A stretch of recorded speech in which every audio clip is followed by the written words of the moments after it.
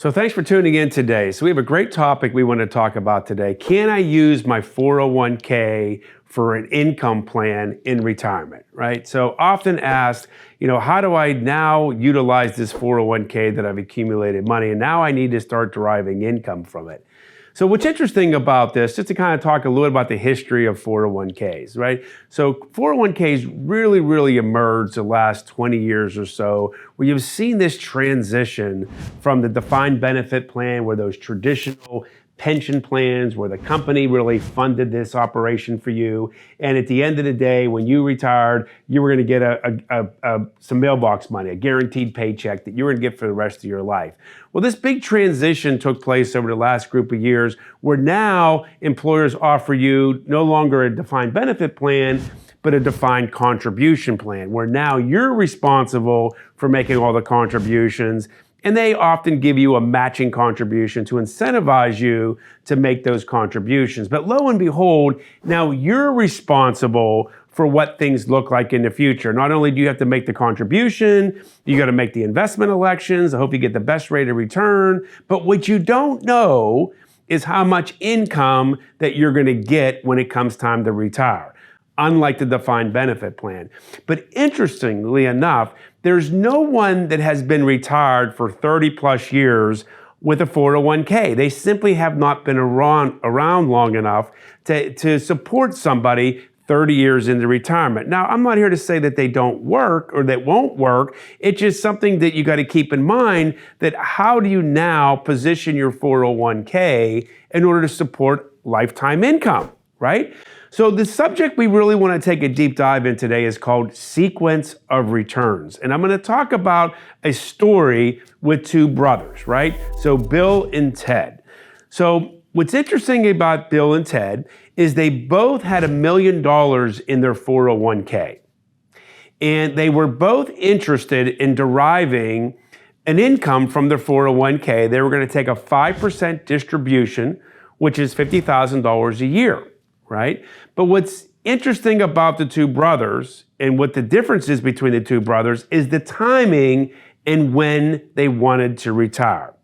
So Bill wanted to retire in 1990 and Ted wants to retire in 2000.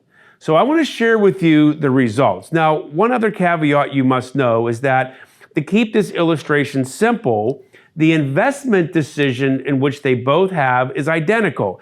They're both investing in the broad stock market, the S&P 500, right? So simply it's just an unmanaged, just riding the ebbs and flows of the S&P over the first 10 years in retirement. So what I want to share with you is the differences between those two timing strategies, right? So let's first take a look at Bill. So Bill starts in 1990, he starts taking $50,000 withdrawal, and from his $1 million over a 10-year period at the end of 1999, he ends up with $2.7 million in his 401k account. Now, brother Ted is saying, well, Bill, you did a tremendous job of preparing for retirement and taking distribution. Now we're in 2000, and now I'm going to do the exact same thing that you did. And let's see what my results look like over my first 10 years of retirement. So Ted starts to take his distribution of $50,000 a year in 2000, and by the year 2009, Bill simply has $286,000 left in his account. And he's looking at himself and saying, what just happened here? How is it that brother Bill ended up with $2.7 million and I'm at $286,000. Now, this is a classic example of sequence of returns. What this means is, depending on what the returns look like, early on in the distribution phase has a major impact on how successful that distribution phase looks like over your lifetime. Unfortunately, Ted's situation in the first couple years wasn't as promising as it was for Bill.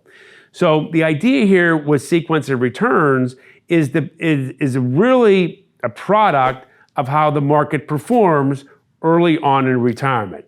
So here you see two different examples, completely different from a standpoint of performance, right? So here you got a 50-50 chance of success. And I don't think anybody watching this video wants a 50% probability of success when they move into retirement. So this is a classic example of sequence returns going bad, right? So it really depends on your investment strategy. So here, the moral to this story is that you need to create an investment strategy that can sustain the ups and downs in the market. In other words, having the 401k, just having a buy and hold methodology, which most people do, and riding the ebbs and flows, it might work, but it's highly probable it may not work. So you need to take this into consideration when you move from the accumulation phase to the distribution phase.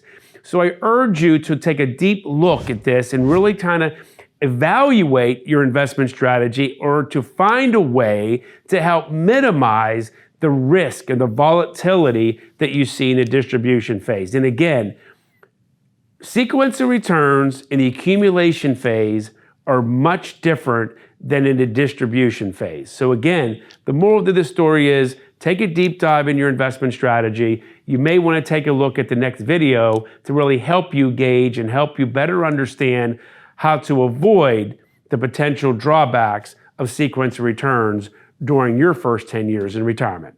Thanks for tuning in.